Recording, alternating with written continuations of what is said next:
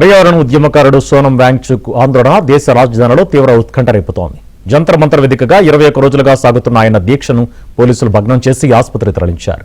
ఈ నేపథ్యంలో ఆయన భార్య గీతాంజలి దాఖలు చేసిన పిటిషన్పై ఢిల్లీ హైకోర్టు సంచలన వ్యాఖ్యలు చేసింది. వాంగ్చుక్ పిలుపునిచ్చిన చలో పార్లమెంట్ మార్చ్ ఉత్కంఠ రేపుతోంది.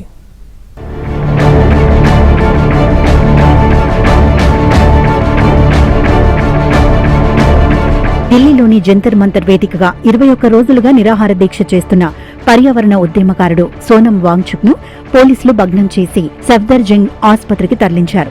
అయితే తనను అక్రమంగా నిర్బంధించారంటూ వాంగ్చుక్ ఆరోపించారు. తెల్ల కాగితంపై వాంగ్చుక్ రాసిన లెటర్ను భార్య గీతాంజలి ఎక్స్ వేదికగా పంచుకున్నారు. అన్యాయం నుంచి విముక్తి కోసం, నిర్భయ భారత్ సాకారం కోసం సోమవారం కాక్రోచ్ జనతా పార్టీ చేపట్టే పార్లమెంటు మార్చ్ నిరసన ర్యాలీని విజయవంతం చేయాలని వాంగ్చుక్ మద్దతుదారులకు పిలుపునిచ్చారు.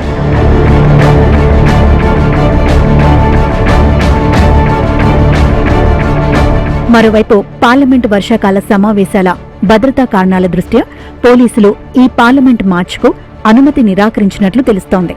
ప్రస్తుతం ఆసుపత్రిలోనే వాంగ్చుక్ దీక్ష కొనసాగిస్తున్నారు.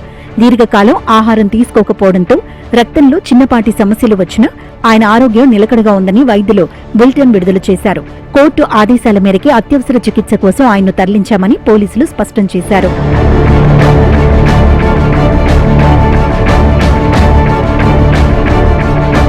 ఈ క్రమంలో వాంగ్చుక్ ను ప్రైవేట్ ఆసుపత్రికి తరలించాలని, లాయర్లను కలిసే అవకాశం ఇవ్వాలని ఆయన భార్య గీతాంజలి ఢిల్లీ హైకోర్టును ఆశ్రయించారు.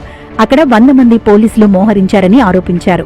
అయితే కోర్టు ప్రభుత్వ నిర్ణయాన్ని సమర్థిస్తూ ఆసుపత్రి తరలింపు ఏకపక్షం కాదని, ఆయన స్వేచ్ఛగానే ఉన్నారని స్పష్టం చేస్తూ నిర్బంధం వాదనను తోసిపుచ్చింది.